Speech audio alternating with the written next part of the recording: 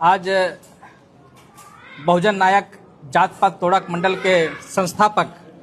संत Ram BA Prajapati ji की जयंती के उपलक्ष्य में यह कार्यक्रम आयोजित किया गया था, जिसमें महापुरुष संत राम बीए प्रजापति जी के जीवन संघर्ष, उनका क्या उद्देश्य था और वर्तमान हालातों में उस उद्देश्य को कैसे प्राप्त कर सकते हैं। क्योंकि इस देश में बहुसंख्यक लोगों को हजारों साल से 6,743 जातियों में तोड़ करके विभाजित करके रखा गया है और उनको दोयम दर्जे का माना जाता है कुछ तथाकथित उच्च जातियों के द्वारा। इन्हीं लोगों के उत्थान के लिए संत राम बीए प्रजापति जी ने जात पात तोड़क मंडल की स्थापना किया था और उन्होंने अपने जीवन काल में लगभग 18,000 से अधिक अंतरजातीय विवाह भी संपन्न करवाए थे। लेकिन दुखद बात यह है कि तमाम महापुरुषों के संघर्षों के बाद भी और भारतीय संविधान लागू होने के बाद भी आज भी जातीय दंश भारत झेल रहा है। आज भी जगह जगह पर गली में, कस्बे में, यूनिवर्सिटी में, कॉलेज में, शहरों में, हॉस्पिटल्स में, हर जगह पर कोने कोने पर जातीय भेदभाव के लोग शिकार हो रहे हैं। जिस तरीके से संत राम बीए प्रजापति जी की ही सोच को ही आगे बढ़ते हुए जिस तरीके से यूजीसी बिल आया था कि इसमें सभी के साथ समान व्यवहार होगा, यही संत राम बीए प्रजापति जी भी चाहते थे,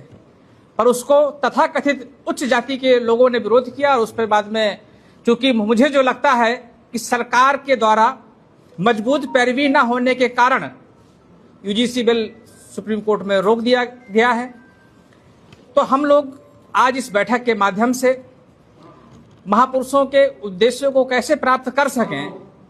इस पर यहाँ पर चर्चा हुई है। चूंकि तमाम बहुजन महापुरुषों के जन्म के बाद, उनके संघर्षों के बाद हम लोगों को भारत में संविधान मिला है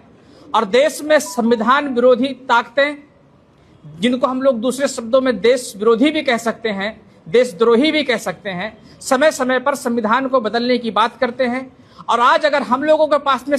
महापुरुषों की प्रति रूप में मौजूद अगर कोई चीज है तो वो एकमात्र हमारे पास में संविधान ही है। तो हम लोग संविधान को बचाते हुए, क्योंकि जितना सशक्त संविधान होगा उतना ही समृद्ध लोकतंत्र भी होगा। 2027 के चुनाव में जो इस तरह से यूजीसी को लेकर के चल रहा है, क्या इस पर प्रभाव पड़ेगा?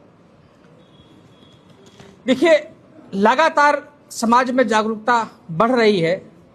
और निश्चित है कि हम तो चाहेंगे कि जिस तरीके से भाजपा सरकार केंद्र की के समय पर यूजीसी बिल आया है, तो मैं तो चाहूंगा कि हमारी मोदी जी से अपील भी है कि अपना दिल बड़ा करते हुए सरकार की तरफ से मजबूत पैरोकारी सुप्रीम कोर्ट में कराई जाए ताकि यूजीसी बिल लागू हो सके। और जैसा कि ये आम चर्चा में आ चुका है कि भाजपा सरकार वास्तव में यूजीसी बिल लागू नहीं कराना चाहती थी, इसीलिए ऐसा किया गया है। और अगर मजबूत वकील वहां नहीं खड़े होते हैं तो यह बात सिद्ध भी हो जाएगी।